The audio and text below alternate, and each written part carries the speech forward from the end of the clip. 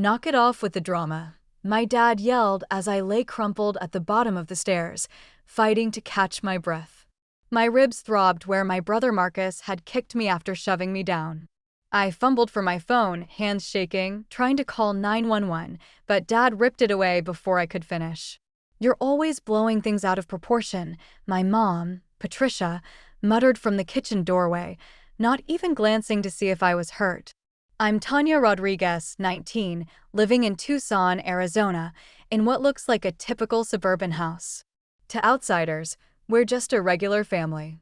Dad's a supervisor at Gravora Group, a manufacturing plant. Mom works part-time at a dental office. Marcus, my 22-year-old brother, just graduated college and moved back home while job hunting. But behind our walls, I've been trapped in a nightmare for years. That fall down the stairs wasn't the first time Marcus hurt me. It was just the worst yet. He'd pushed me because I accidentally bumped him while carrying laundry upstairs. "Watch it, moron," he growled, then shoved me so hard I crashed down 12 wooden steps. When I hit the bottom, dizzy and gasping, he followed and slammed his boot into my side. I heard a crack and my stomach sank. This time felt different. As I lay there, watching my parents brush off my pain like always, something cold and sharp settled in my heart. The way Dad grabbed my phone, the way Mom rolled her eyes at my suffering, I finally understood that they would never protect me. They were part of the problem. This wasn't just Marcus being a bully anymore. This was a family conspiracy to keep me silent and suffering. "Get up and stop making a scene," Dad ordered, standing over me with his arms crossed. "Your brother barely touched you." Mom nodded in agreement, already turning back to her coffee. "Honestly, Tanya, you'd think someone tried to murder you the way you carry on." I forced myself to stand, biting back a scream as my ribs protested. Marcus smirked at me from the top of the stairs, pleased with himself. In that moment, watching all three of them dismiss my agony, I made a decision that would change everything. I would document every single thing they did to me. I would gather evidence they couldn't deny or explain away. And when I had enough, I would make sure they all faced the consequences they'd avoided for so long. They thought I was dramatic and exaggerating. They were about to learn what real drama looked like. Growing up in our house had always been a nightmare, but it took me years to realize how abnormal my family truly was. Marcus had been hurting me since we were children, and our parents had been covering for him just as long. When I was 8 and he was 11, he pushed me off my bike so hard I needed stitches on my forehead. "She fell," Mom told the emergency room doctor. "Kids are so clumsy." When I tried to correct her, Dad squeezed my shoulder so hard it left bruises and whispered that if I contradicted my mother, I'd lose my allowance for a month. The pattern continued throughout my childhood. Marcus would hit me, push me, or worse, and our parents would either ignore it completely or find ways to blame me. "You must have provoked him," Mom would say. "Boys will be boys," Dad would shrug. By the time I reached high school, I'd learned to expect the abuse and accept that no one would help me. I thought this was just how families worked. But living in our house meant walking on eggshells constantly. Marcus had inherited Dad's quick temper and Mom's cold indifference. He'd corner me in the hallway and slam me against the wall if I looked at him wrong. He'd trip me in front of his friends and laugh when I fell. Once, when I was 16, he threw a glass at my head because I'd changed the TV channel. It shattered against the wall behind me, cutting my cheek. But when Mom saw the blood, she just sighed and said I should be more careful around broken glass. The worst part wasn't the physical pain, though. It was the isolation. My parents had trained me so well to keep quiet that I never told teachers, friends, or other family members what was happening. I was afraid no one would believe me. And honestly, I was ashamed. What kind of person gets beaten up by their own family and just takes it? I felt weak and pathetic, which is exactly what Marcus told me I was every time he hurt me.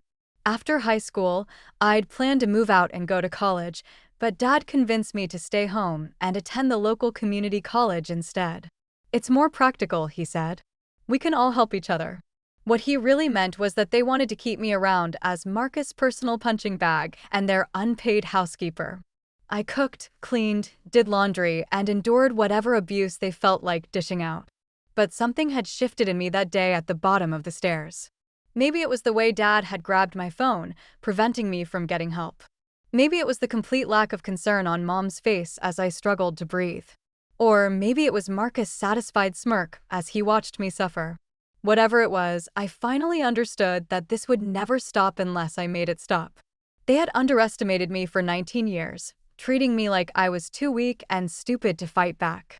They were about to discover exactly how wrong they were. 3 days after the stair incident, I was still moving carefully, my ribs aching with every breath. I'd wrapped them myself with an elastic bandage I bought at the pharmacy, telling the cashier I'd hurt myself exercising. The bruises on my torso were spectacular shades of purple and black, but no one in my family had bothered to check on me or ask how I was feeling.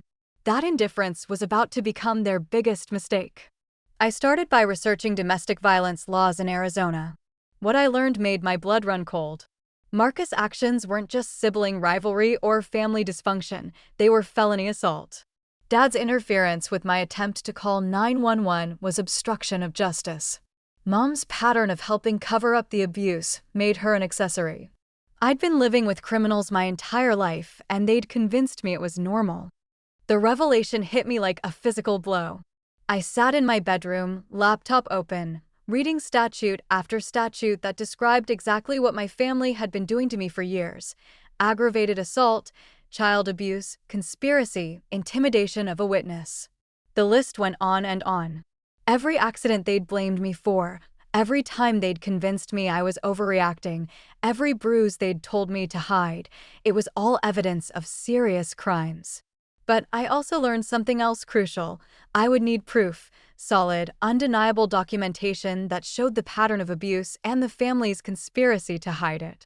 Marcus was careful to hurt me where bruises wouldn't show, and our parents were experts at gaslighting me into believing I was the problem. If I was going to take them down, I needed to be smarter than they were. That night, I made my first trip to an emergency room. I drove to a hospital across town, somewhere my family would never think to look for me. I told the triage nurse I'd been pushed downstairs by my brother and kicked in the ribs. I described the family's history of covering up his violence. The doctor who examined me was thorough and compassionate, ordering x-rays that showed 2 cracked ribs and taking photographs of the bruising pattern that clearly indicated I'd been kicked while on the ground.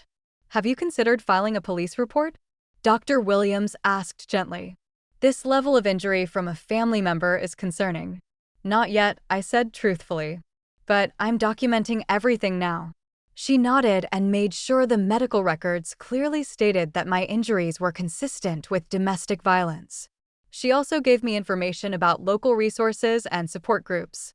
For the first time in my life, an adult was taking my pain seriously and treating it like the crime it actually was. As I drove home that night, medical records safely hidden in my car, I felt something I'd never experienced before: hope. My family thought they had all the power, that they could hurt me indefinitely without consequences. They were about to learn that their 19-year-old victim had grown up to become their worst nightmare. 2 weeks after my first hospital visit, Marcus gave me the perfect opportunity to gather more evidence. I was in the kitchen making dinner when he stormed in, furious about something that had happened at his job interview that day. He'd been rejected for a position at Drift Shade Limited, and in typical Marcus fashion, he needed someone to take his anger out on. "This is all your fault," he snarled, getting in my face while I stirred pasta sauce. "If I didn't have to deal with your constant drama at home, I could focus on my career." I kept my voice level, knowing I was being recorded by the tiny camera I'd hidden behind the coffee maker the day before. "I don't know what you mean, Marcus. I haven't done anything to interfere with your job search." "Don't play innocent with me," Marcus snapped, shoving me hard against the kitchen counter. The sharp edge bit into my spine, but I stayed still, refusing to flinch. "We'd all be better off if you just vanished." He grabbed my wrist, twisting it until I gasped, then slammed my hand onto the hot stove burner. I screamed, yanking my hand back, clutching my scorched palm to my chest. The stench of burned skin filled the air, and tears stung my eyes from the searing pain. Marcus just stood there, smirking. "Whoops," he taunted. "Maybe watch yourself around the stove next time." Right then, Dad walked in, saw my burned hand and Marcus' defensive stance, and instantly took his favorite kid's side. "What's going on here?" he barked, his tone already pinning the blame on me. "She burned herself being clumsy," Marcus lied without missing a beat.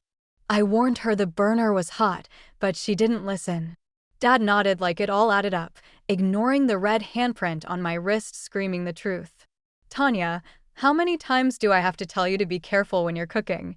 You could have burned the house down." I stared at him, stunned.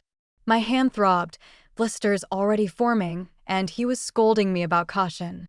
"Dad," he pushed me and held my hand on the burner. "Look at my wrist, his fingerprints are right there." "I don't see anything," Dad said, his voice ice cold, not even glancing at my wrist. "I'm sick of you always trying to get your brother in trouble. If you'd just own up to your mistakes instead of pointing fingers, maybe you wouldn't keep getting hurt." Mom appeared in the doorway, assessed the situation in seconds, and immediately joined their gaslighting campaign. "Oh, Tanya, not again. How many times are you going to hurt yourself and try to blame Marcus? It's getting embarrassing." I felt that familiar rage building in my chest, but this time, I channeled it into cold determination instead of frustrated tears. Let them think they'd won. Let them believe their lies were convincing. The hidden camera had captured everything: Marcus' assault, my clear explanation of what happened, and both parents' immediate dismissal of obvious evidence. This footage would be devastating in court. "You're right," I said quietly, cradling my burned hand. "I should be more careful." All three of them looked surprised by my sudden compliance, but Marcus recovered quickly and smirked. "Finally learning your lesson. Maybe now you'll stop being such a drama queen about every little thing." I nodded meekly and excused myself to run cold water over the burn. But as I stood at the bathroom sink, watching the blisters form on my palm, I smiled for the first time in weeks.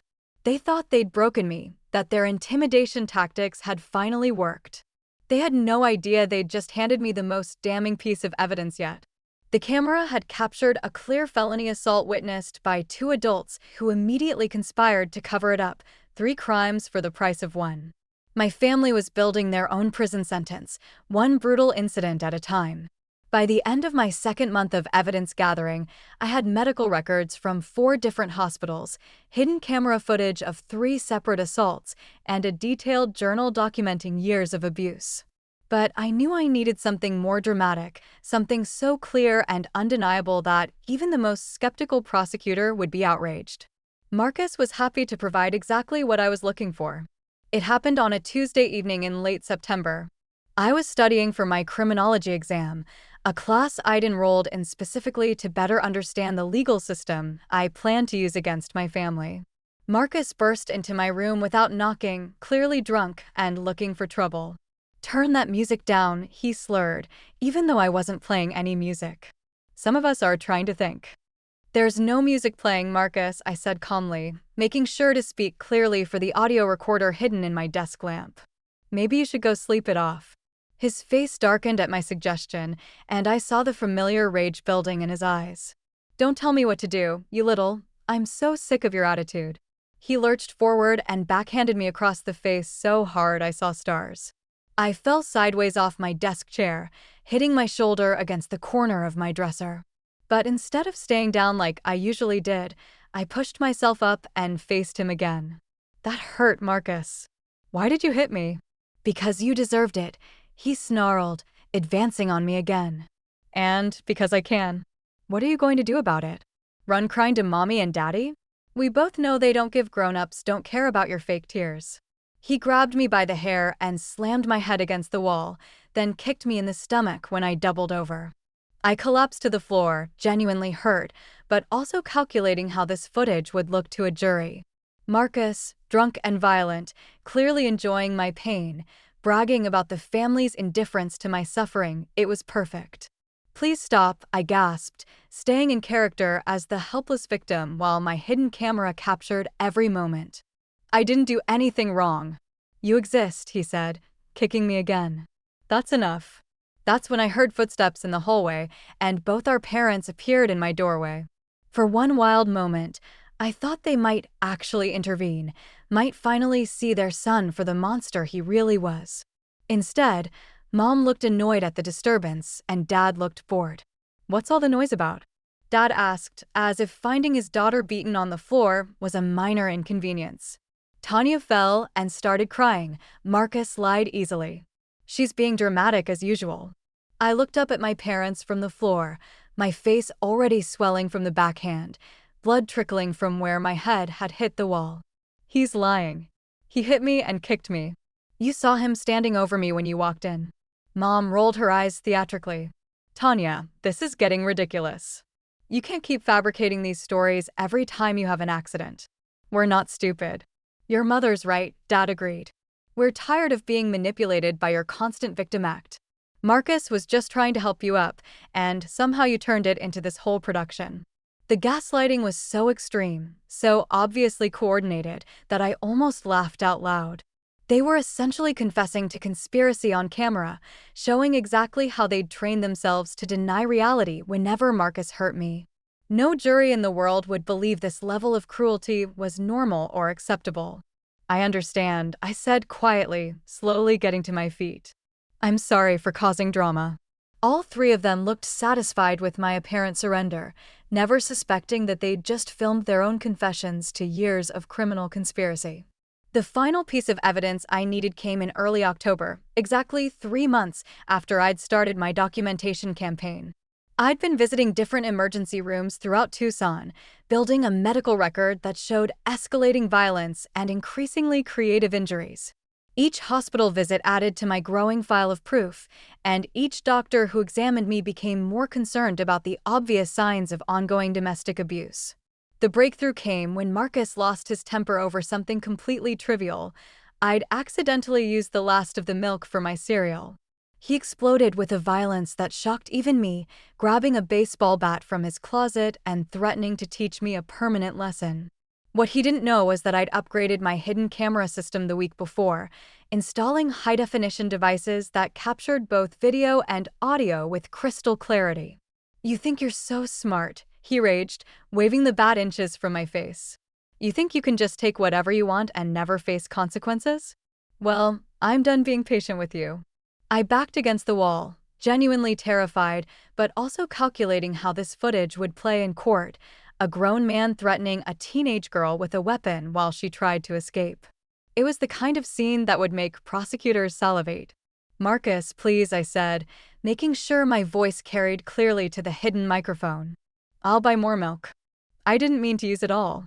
"Too late for apologies," he snarled, swinging the bat and embedding it in the wall inches from my head. Chunks of drywall rained down on my shoulders, and I couldn't suppress a scream of fear. That's when our parents rushed in, drawn by the commotion. They saw Marcus holding a baseball bat, saw the hole in the wall where he'd just missed my head, saw me cowering and shaking with terror. Any reasonable parents would have been horrified, would have immediately intervened to protect their daughter. Instead, Dad looked annoyed at the property damage. "Marcus, be careful with that thing. You're making holes in the wall." "She made me lose my temper," Marcus said, as if that justified attempted assault with a deadly weapon. "She never thinks about anyone but herself." Mom nodded sympathetically at her son. "We know she can be frustrating, honey, but maybe try not to damage the house when you're dealing with her behavior." I stared at them in amazement. They were more concerned about cosmetic damage to the wall than the fact that their son had just tried to bash my skull in with a baseball bat. The level of dysfunction was so extreme it was almost surreal. "Did you see what just happened?" I asked, my voice shaking with genuine emotion. "He almost hit me with that bat. The wall is destroyed because he missed my head by inches." "Don't be dramatic," Tanya, Mom said. "Marcus was obviously just trying to get your attention. Maybe if you listened the first time instead of being stubborn, he wouldn't have to raise his voice." "Raise his voice?" I repeated incredulously. He swung a baseball bat at my head. "I don't see any bat," Dad said flatly, even though Marcus was still holding it. "And I don't see any damage to you.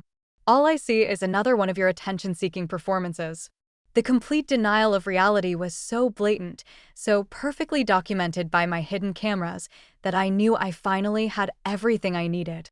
3 months of systematic evidence gathering had given me an airtight case that no defense attorney could possibly explain away. My family had just finished building their own prison cells, one lie at a time. On November 15th, exactly 4 months after Marcus had first shoved me down the stairs, I walked into the Pima County Attorney's office with a briefcase full of evidence that would destroy my family's lives.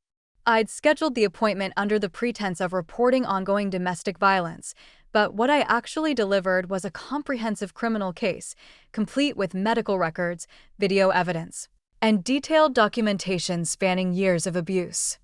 Prosecutor Janet Morrison listened in growing amazement as I presented my carefully organized evidence.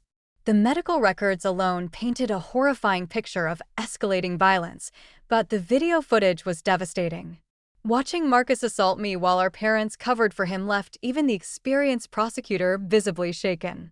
"This is one of the most thoroughly documented cases of domestic violence I've ever seen," she said, reviewing the photographs of my injuries. "The pattern of escalation and family conspiracy is clear. We can definitely pursue criminal charges against all 3 of them." I handed her the flash drives containing hours of hidden camera footage. The videos show not just the physical assaults, but the coordinated lying afterward. "They've been gaslighting me into believing this was normal for my entire life." Morrison nodded grimly as she reviewed my timeline of events. Aggravated assault, conspiracy to commit assault, obstruction of justice, witness intimidation. "We're looking at serious felony charges here. Are you prepared to testify against your family in court?" "Absolutely," I said without hesitation. "They've hurt me for the last time." That afternoon, Morrison presented my evidence to a grand jury. The indictments came down 3 days later. Marcus faced charges of aggravated assault, assault with a deadly weapon, and domestic violence. Dad was charged with obstruction of justice and conspiracy to commit assault. Mom faced accessory charges and conspiracy. All 3 counts carried potential prison sentences. The arrests happened simultaneously on a Thursday morning while I was safely at school. By the time I got home, police cars were gone and the house was empty. My family's 19-year reign of terror was finally over. I spent 2 weeks in that courtroom, testifying for 3 long days. Facing my family across the room, I described years of abuse in clear detail. It should have scared me, but instead, I felt a quiet thrill watching their smug faces fall apart as the evidence piled up.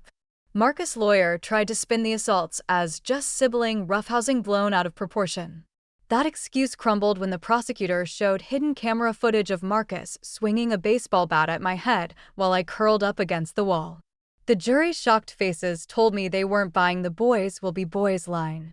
Dad's lawyer claimed he never saw any violence, only showing up after accidents happened. The prosecution tore that apart with footage of him watching Marcus attack me, then jumping in to craft cover stories. His own voice on those recordings, brushing off my obvious injuries as drama, sealed his fate. Mom's defense was almost pitiful. Her lawyer called her a clueless mom, controlled by a cruel husband and violent son. But the videos showed her joining in, gaslighting me, often being the first to dismiss my injuries and blame me for setting Marcus off. The jury took less than 4 hours to decide. Marcus got 8 years in prison, convicted on every charge. Dad was sentenced to 5 years for conspiracy and obstruction. Mom received 3 years for accessory and conspiracy charges. The judge's final words before sentencing hit hard, calling their crimes especially vile because of our family ties and my young age. As the bailiffs led my family away in handcuffs, Marcus finally looked at me with something other than contempt. For the first time in my life, I saw fear in his eyes.